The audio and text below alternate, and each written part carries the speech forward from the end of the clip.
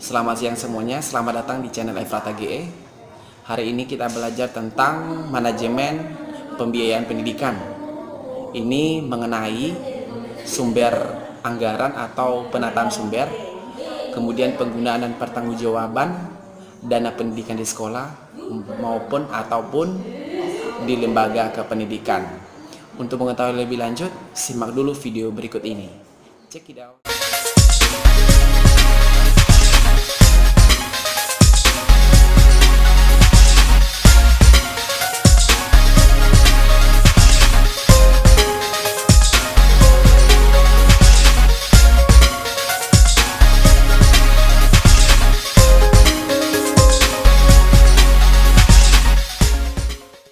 Sekarang kita akan membahas tentang manajemen pembiayaan pendidikan.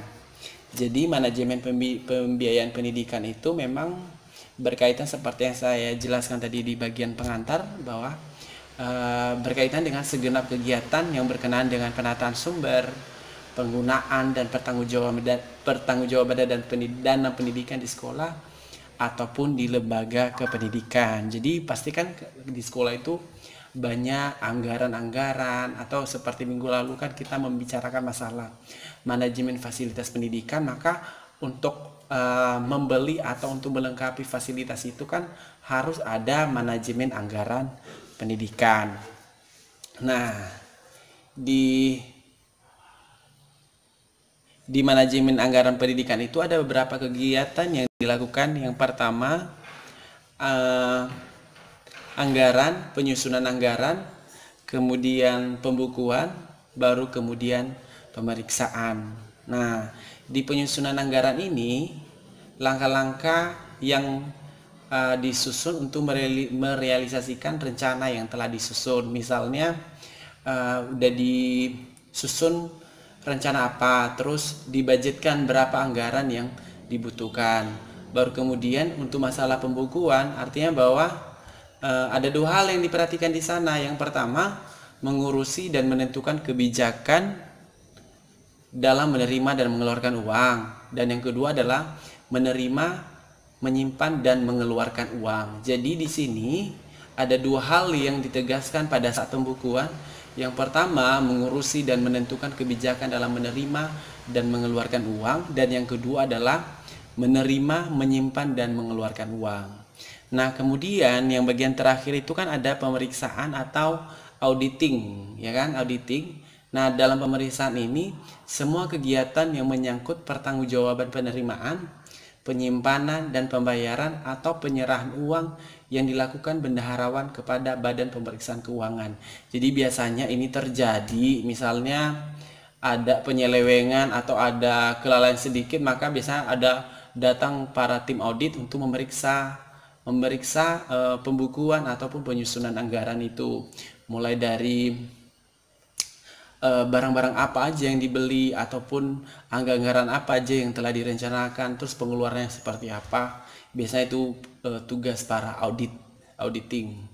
Nah, itu di bagian pemeriksaan. Kemudian di sini ada ajas-ajas atau asas-asas dalam anggaran. Nah, di asas-asas dalam anggaran ini ada 3 ya. Ada ajas plafon, ajas pengeluaran berdasarkan mata anggaran, kemudian ajas tidak langsung. Nah, ajas plafon ini bahwa anggaran belanja yang boleh diminta tidak melebihi jumlah tertinggi yang ditentukan. Artinya misalnya kan udah dibudgetkan bahwa untuk pembelian fasilitas ini harus dengan harga ini atau dengan jumlah nominal seperti ini, maka tidak boleh dilebih dari situ. Kemudian ajas pengeluaran berdasarkan mata anggaran, artinya bahwa pengeluaran pembelanjaan harus didasarkan atas mata anggaran yang telah ditetapkan.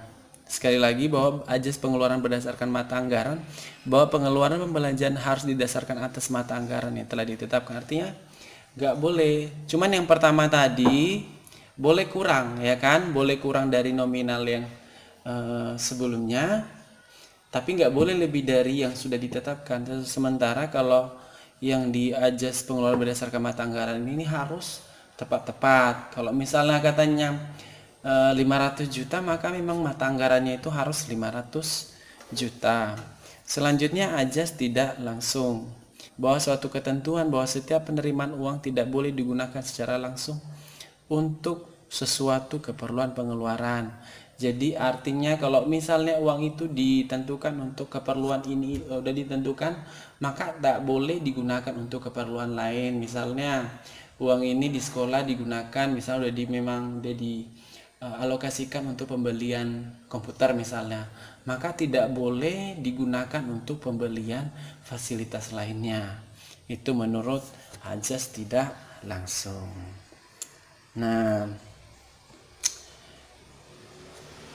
Nah, di sini ada beberapa hal-hal yang berpengaruh terhadap pembiayaan pendidikan. Jadi biasanya kalau misalnya pembiayaan pendidikan tinggi karena apa? Kalau misalnya rendah karena apa? Pasti ada beberapa hal yang mempengaruhinya. Di sini ada dua faktor, yaitu faktor eksternal dan faktor internal.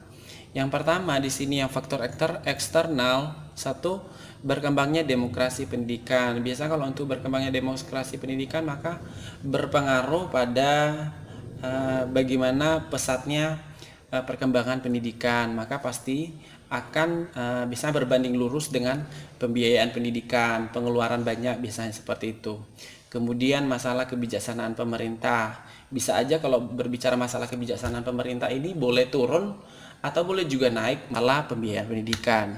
Sementara yang ketiga, tuntutan akan pendidikan. Jadi misalnya dituntut, kalau misalnya ada kan biasanya itu kalau aturannya mulai dari pusat misalnya, maka di sini harus ada ini, harus ada laptop, harus ada sarana prasarana lain, maka terpaksa akan mempengaruhi biaya pendidikan di sekolah tersebut. Kemudian yang selanjutnya adanya inflasi, misalnya terjadinya kenaikan harga barang. Jadi tiba-tiba ada naik harga barang, maka terpaksa alat-alat pendidikan ataupun bahan-bahan belajar, alat dan bahan belajar akan naik harganya, akan melambung tinggi. Jadi itulah beberapa hal faktor eksternal yang mempengaruhi pembiayaan pendidikan. Sementara faktor internal itu bisa juga mempengaruhi biaya pendidikan, misalnya tujuan pendidikan. Jadi biasanya kalau di sekolah itu atau misalnya di mana-mana, kalau misalnya disusun visi misinya kan terlalu luas, maka memang harus disesuaikan dengan pelaksanaan pembelajarannya, harus dilengkapi sarana prasarananya. Terus apa aja targetnya, misalnya di sekolah itu difokuskan bahwa siswa itu harus mampu belajar komputer, maka terpaksa di sekolah itu harus melengkapi itu komputer, maka itu kan akan jadi beban sekolah, maka akan berpengaruh pada pembiayaan pendidikan. Kemudian pendekatan digunakan, itu misalnya kalau dalam belajar tergantung pendekatannya. Biasanya kalau pendekatan yang butuh handout, yang butuh alat-alat belajar, ya memang harus disediakan, maka itu akan berpengaruh pada proses pembiayaan pendidikan.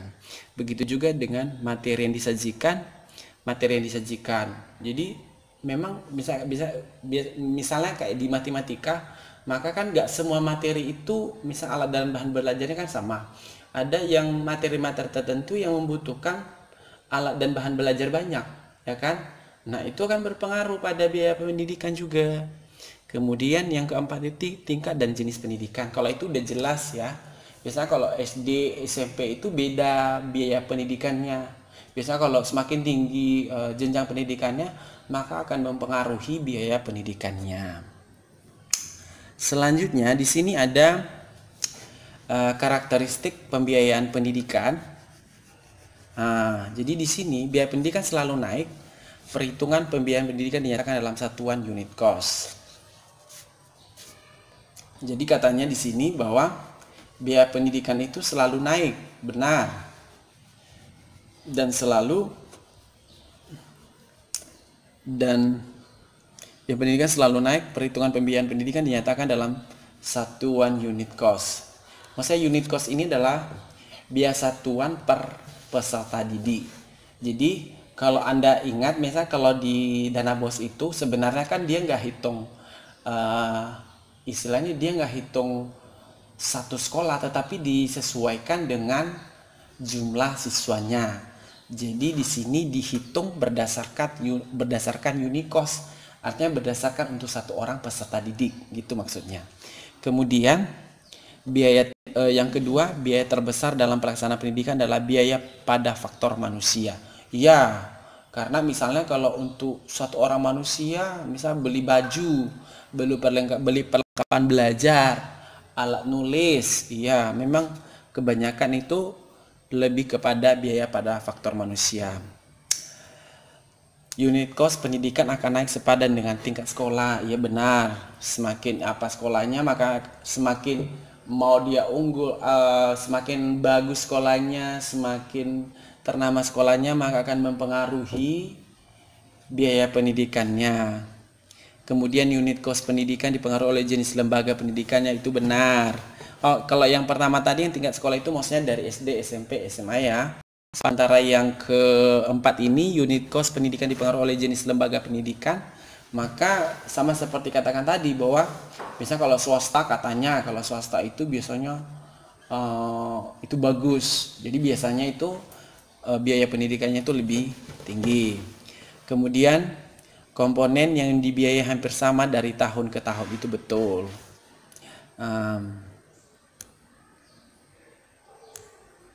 Oke. Yang bagian